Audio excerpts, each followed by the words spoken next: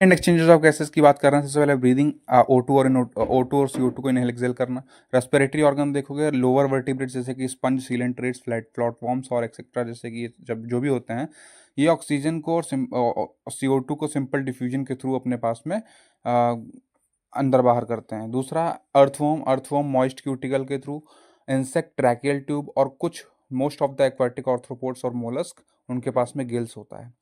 Vertebrates faces वो use करती हैं गिल्स को, जहाँ पर एम्फीबियंस, रेप्टाइल्स, बर्ड, मैमल्स वो लंग्स के थ्रू रेस्पायर करते हैं। एम्फीबियंस जैसे फ्रॉग वो रेस्पायर करता है थ्रू देयर मोइस्ट स्किन, जो कि मेनली करता है एस्टिवेशन और हाइबरनेशन के टाइम पे। एस्टिवेशन यानी समर स्लीप और हाइबरनेशन मतलब विंटर स्लीप। मैमल्स के पास में वेल डेवलप्ड रेस्पिरेटरी सिस्टम होता है। अब टाइप ऑफ रेस्पायरेशन की बात आती है, तो टाइप ऑफ रेस्पिरेशन, कितने प्रकार के रेस्पिरेशन होते हैं। तो पहला रेस्पिरेशन का टाइप है स्किन के थ्रू, वो है क्यूटेनियस रेस्पिरेशन। दूसरा है गिल्स के थ्रू, वो है ब्रैंकियल रेस्पिरेशन। तीसरा है लंग्स के थ्रू, पल्मोनरी। चौथा ट्रैकिया, ट्रैकियल रेस्पिरेशन। पांचवा बैकोफेरेंजियल कैविटी के थ्रू, वो बैकोफेरेंजियल रेस्पिरेशन कहलाता है। टोटल 5 होते हैं। तो this is type of respiration. अब कुछ ऑर्गेनिज्म के नेम दिए हैं, रेस्पिरेटरी ऑर्गन्स दिए हैं, देख लो।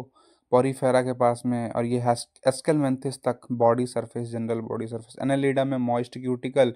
इंसेक्ट्स के पास में ट्रैकिया हो गया, है ना, और अपने पास में गिल्स वगैरह देख लो। और एरेक्निडा में यानी स्पाइडर में बुकलंग्स होता है। और मोलस्का में गिल्स, जिसे टीनिडिया स्पेशल नाम देते हैं। काइनोडर्मेटा बॉडी सरफेस विशेष। अब ये सब देख लो, जनरल जनरल चीज़ें हैं, बहुत आसान आसान सी चीज़ें हैं, देख लेना। अब ये थोड़ा सा देख लेते हैं, स्ट्रक्चर है अपने पास में पूरा। एक्सटर्नल नॉस्ट्रल होता है एक पेयर, फिर नेजल चैम्बर होता है उसके अंदर, फिर नेजोफेरिंग्स, फिर फेरिंग्स आता है, फिर ग्लॉटिस अपने पास में, जो कि कवर कर देता है अपने पास में कि सॉलो ना कर पाए फूड, मतलब, है ना, एपिग्लॉटिस के थ्रू जो है ग्लॉटिस को कवर करा जाता है। ठीक, ग्लॉटिस अब ओपनिंग ऑफ ट्रैकिया होता है। अब एक्सटर्नल नॉस्ट्रल से फिर वेस्टिब्यूल, वेस्टिब्यूल मतलब पैसेज, है ना, फिर नेजल चैम्बर, फिर इंटरनल नेयर्स आते हैं 2, फिर नेजोफेरिंग्स में जाते हैं, फिर फेरिंग्स में, फिर लैरिंग्स में, एंड देन ट्रैकिया जाते हैं, फिर प्राइमरी ब्रोंकस, फिर सेकेंडरी ब्रोंकस, फिर टर्शरी, फिर टोटल पल्मोनरी ब्रोंक्यूल्स, फिर टर्मिनल जो है अपने पास में ब्रोंक्यूल, फिर respiratory bronchiole, alveolar duct, atria, alveolar sac, and then alveoli. तो ये एक पाथवे था। फिर आप देखो यहाँ पर एपिग्लॉटिस देख लो, लैरिंग से सब एक विजुअल डायग्राम है, हो सकता है भाई आ जाए पूछ ले ऐसे ही डायग्राम छाप करके ABC करके, तो वो ये सब बता देना। ऐसे ही एल्वियोलाई का भी देख लो यहाँ पर सबसे पहले। ठीक है, तो RBCs और बेसमेंट सब्सटेंसेस अपने पास में दिख रहे हैं, उसकी कैविटी दिखाई जा रही है, एल्वियोलर वॉल्स हैं, हो सकता है आ जाए पूछ ले, कहे भाई लेबलिंग कर दो, तो ये देख लेना एक बारी। फिर इसके अलावा आप आते हैं, फिर इधर देखो तो थोरेसिक जो केस होता है जिसके अंदर लंग्स अंदर होता है, वो बेसिकली एंटीरियर मतलब ऊपर वाला पार्ट, यानी क्लेविकल बोन ने का आएगा, पोस्टीरियर डायफ्राम, ये तो खुद से समझ सकते हो। वेंट्रल पेस्टर्नम, रिब्स और लेटरल पेरिप्सी रहेंगी। फिर मैकेनिज्म ऑफ ब्रीदिंग में सबसे पहला आता है इंस्पायरेशन। इंस्पायरेशन 2 सेकंड का होता है, एक्टिव प्रोसेस होता है, यानी इसमें एनर्जी लगेगी ही लगेगी। यहाँ पर इंट्रापल्मोनरी प्रेशर जो है कम होता है एटमॉस्फेरिक प्रेशर से। रिब्स और स्टर्नम जो है अपने पास में वो रेज्ड होते हैं, यानी बाहर निकलती हैं, डायाफ्राम कॉन्टैक्ट करता है, और जिसके वजह से जब डायाफ्राम ऊपर आया था तो इसकी वजह से एंटीरियर पोस्टीरियर एक्सिस पे वॉल्यूम बढ़ा।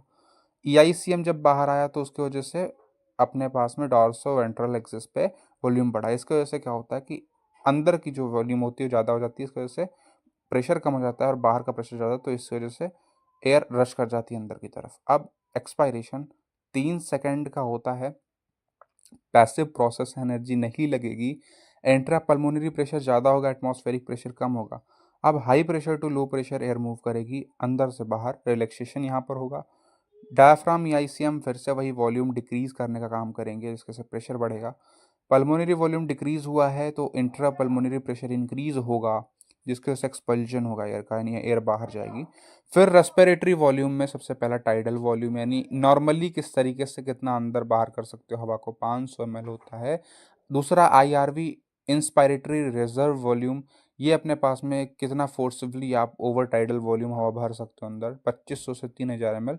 और कितना फोर्सफुली एक्सपायर कर सकते हो टाइडल वॉल्यूम के बाद में, 1100 ml तक होता है। RV देख लो, जो रिमेन एयर रह जाती है। पल्मोनरी कैपेसिटी IC होती है IC inspiratory capacity, expiratory capacity. Inspiratory capacity total volume of air जो कि एक आदमी इंस्पायर कर सकता है, करता है आफ्टर एक नॉर्मल एक्सपायरेशन के बाद, ये होता है 3500 ml। और ईसी होता है एक्सपायरेटरी कैपेसिटी, कि टोटल वॉल्यूम ऑफ एयर एक पर्सन जो है वो एक्सपायर करेगा आफ्टर अ नॉर्मल इंस्पायरेशन, ये ईसी होता है।